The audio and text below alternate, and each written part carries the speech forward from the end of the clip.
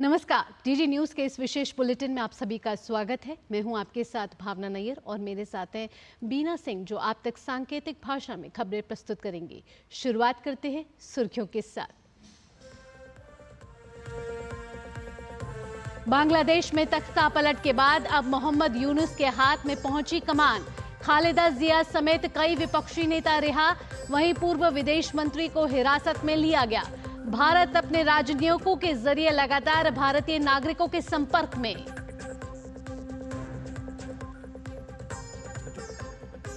संसद के दोनों सदनों में अहम विधायी कार्य सूचीबद्ध। लोकसभा में वित्त विधेयक पर चर्चा रहेगी जारी, तो वहीं राज्यसभा में विनियोग विधेयक को पारित कराने पर होगी चर्चा।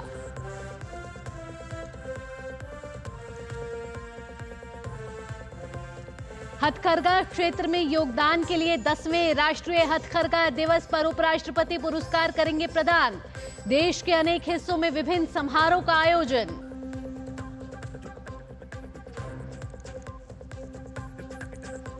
केजरीवाल की जमानत के खिलाफ ईडी की याचिका पर आज हाईकोर्ट में होगी सुनवाई। ईडी ने निचली अदालत के फैसले को दी चुनौती।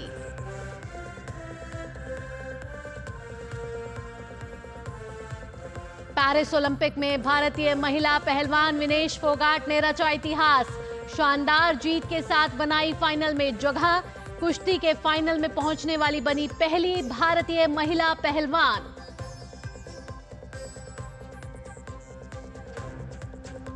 पेरिस ओलंपिक के marathon race walk mixed relay में फाइनल में उतरेंगे प्रियंका और सूरज पवार। वहीं देर रात मीराबाई चानू और विनेश फोगाट पदक के लिए पेश करेंगी चुनौती। एथलेटिक्स सहित गोल्फ, टेबल टेनिस और कुश्ती में भी खेले जाएंगे मुकाबले।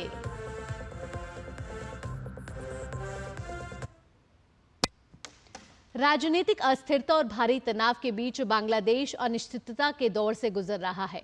राष्ट्रपति मोहम्मद शहाबुद्दीन ने नोबेल पुरस्कार विजेता मोहम्मद यूनुस को अंतरिम सरकार का प्रमुख नियुक्त किया है। इस आशय का निर्णय कल ढाका में राष्ट्रपति भवन, बंग भवन में तीनों सेनाओं के प्रमुखों और छात्र आंदोलनों के 13 सदस्यीय प्रतिनिधि मंडल के साथ हुई राष्ट्रपति शहाबुद्दीन की बैठक में लिया गया। राष्ट्रपति ने संसद को भी भंग कर दिया है। विरोध प्रदर्शन का नेतृत्व करने वाले छात्र आंदोलन ने पहले कहा था कि 84 वर्षीय यूनुस अंतरिम सरकार का नेतृत्व करने के लिए सहमत हो गए हैं। मोहम्मद यूनुस ने ग्रामीण बैंक के माध्यम से गरीबी विरोधी अभियान के लिए 2006 में नोबेल शांति पुरस्कार जीता था। बांग्लादेश में सोमवार को सेना ने मोर्चा संभाला। उस दौरान रात भर में देश के कई हिस्सों में हिंसा की घटनाएं सामने आई।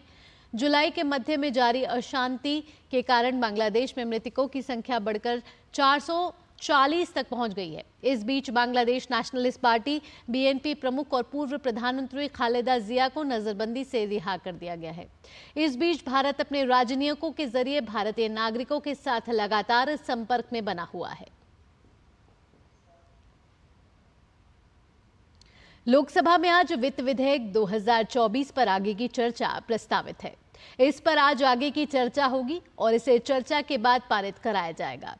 इस विधेयक को कल वित्त मंत्री निर्मला सीतारमण ने चर्चा के लिए लोकसभा में पेश किया था। इसके साथ ही लोकसभा में विभिन्न विधायी कार्यों के साथ साथ प्रश्नकाल के दौरान अलग अलग मंत्रालयों से कई अहम प्रश्न भी पूछे जाएंगे। राज्यसभा में आज विनियोग विधेयक और जम्मू कश्मीर विनियोग विधेयक पर चर्चा होगी और इसे वापस लोकसभा भेजा जाएगा।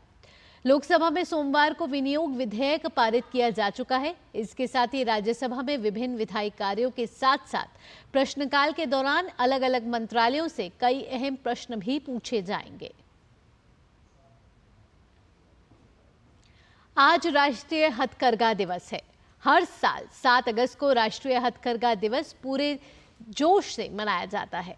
बुनकरों को समर्पित राष्ट्रीय हथकरघा दिवस को मनाए जाने की शुरुआत साल 2015 में की गई थी और इस अवसर पर हथकरघा यानी हैंडलूम के क्षेत्र में सूक्ष्म, लघु और मध्यम उद्योगों को बढ़ावा देने के उद्देश्य से देश भर में विभिन्न कार्यक्रमों का आयोजन किया जाता है।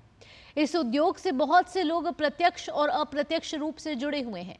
सरकार भी कई योजनाओं के माध्यम से इस उद्योग को सशक्त करने का काम कर रही है।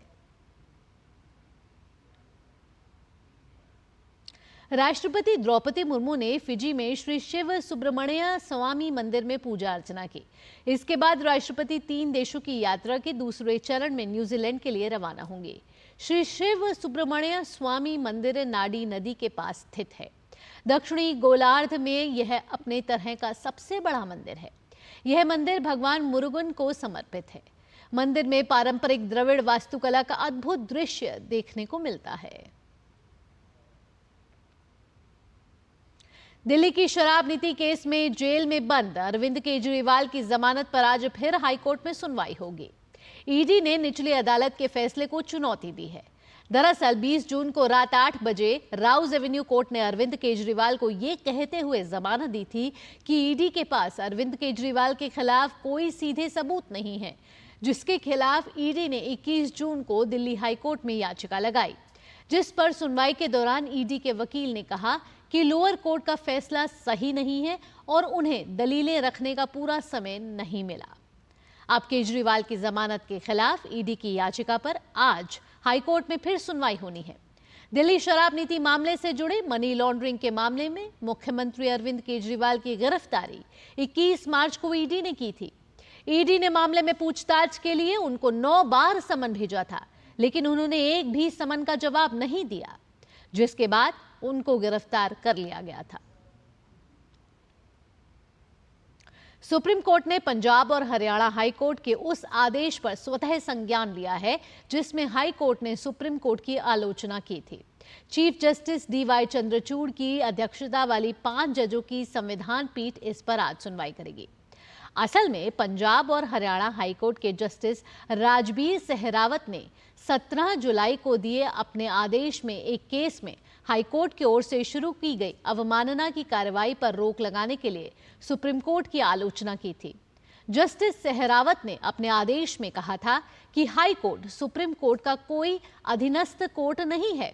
हाईकोर्ट द्वारा शुरू की गई अवमानना की कार्रवाई में दखल देते वक्त सुप्रीम कोर्ट को एहतियात बरतनी चाहिए। विनेश फोगाट ने इतिहास रच दिया है। वह ओलंपिक फाइनल में पहुंचने वाली पहली महिला पहलवान बन गई हैं। उन्होंने महिलाओं की 50 किलोग्राम भार वर्ग के सेमीफाइनल में क्यूबा की यूस्त्रोलिस लोपेज को 5-0 से हरा दिया। पहले राउंड तक विनेश 1-0 से आगे थी। फिर आखिरी 3 मिनट में उन्होंने क्यूबा की पहलवान पर डबल लेग अटैक किया और 4 पॉइंट अर्जित किए। इस बढ़त को वह अंत तक बनाए रखी और फाइनल में भी जगह बनाई। विनेश का इस ओलंपिक में सफर शानदार रहा है। अपने पहले मैच यानी कि प्री क्वार्टर फाइनल में विनेश ने 4 बार की विश्व चैंपियन और टोक्यो ओलंपिक की गोल्ड मेडलिस्ट सुसाकी को 3-2 से हराया था। यूई सुसाकी को हराने वाली विनेश पहली अंतर्राष्ट्रीय पहलवान है। इसके बाद विनेश ने ओक्साना को क्वार्टर फाइनल में 7-5 से हराया। अब सेमीफाइनल में 5-0 से जीत हासिल कर वे फाइनल में उन्होंने जगह बनाई है। विनेश की नजर अब स्वर्ण पदक पर रहेगी। वह बुधवार यानी 7 अगस्त यानी आज स्वर्ण पदक के लिए उतरेंगी। विनेश का फाइनल में अमेरिकी पहलवान सारा एन से मुकाबला होगा। गौरतलब है कि विनेश से पहले केवल 2 पुरुष पहलवान ही ओलंपिक में फाइनल तक पहुंच पाए हैं। 2012 लंदन ओलंपिक की बात करें तो सुशील कुमार और 2020 टोक्यो ओलंपिक में रवि दहिया फाइनल तक पहुंचे थे, लेकिन आखिरी मुकाबला दोनों हार गए थे। पेरिस ओलंपिक 2024 में भारतीय हॉकी टीम फाइनल तक का सफर तय नहीं कर पाई। टीम को सेमीफाइनल में जर्मनी के खिलाफ 3-2 से हार मिली। जर्मनी ने सेमीफाइनल मुकाबले में भारतीय पुरुष हॉकी टीम को हराकर पेरिस ओलंपिक के फाइनल में जगह बना ली। जर्मनी का फाइनल में सामना नीदरलैंड से होगा, जिसने एक अन्य सेमीफाइनल में स्पेन को हराया था। भारतीय टीम भले ही स्वर्ण पदक मुकाबले के लिए क्वालिफाई नहीं कर सकी हो, लेकिन हरमनप्रीत सिंह की अगुवाई वाली टीम के पास कांस्य पदक जीतने का मौका रहेगा। भारत का 8 अगस्त को कांस्य के लिए सामना स्पेन से होगा। भारत ने इस मैच में पहले क्वार्टर में गोल पर बढ़त बनाई थी, लेकिन दूसरे क्वार्टर में जर्मनी ने 2 गोल दागे और भारत पे बढ़त बना ली थी। इसके बाद तीसरे क्वार्टर में भारत ने फिर बराबरी का गोल दागा, लेकिन मैच समाप्त होने से 6 मिनट पहले जर्मनी ने तीसरा गोल दागा, जिसने अंत में अंतर पैदा कर दिया।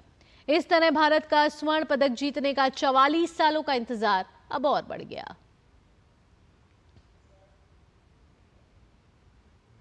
भारत के star javelin thrower Neeraj Chopra ने पेरिस ओलंपिक में अपने अभियान की शानदार शुरुआत की है। नीरज ग्रुप बी के क्वालिफिकेशन में सबसे पहले शुरुआत करने आए और उन्होंने अपने इस सत्र का शानदार प्रदर्शन करते हुए पहले ही प्रयास में 79.34 का थ्रो किया और जो 84 मीटर के क्वालिफिकेशन से काफी अधिक था।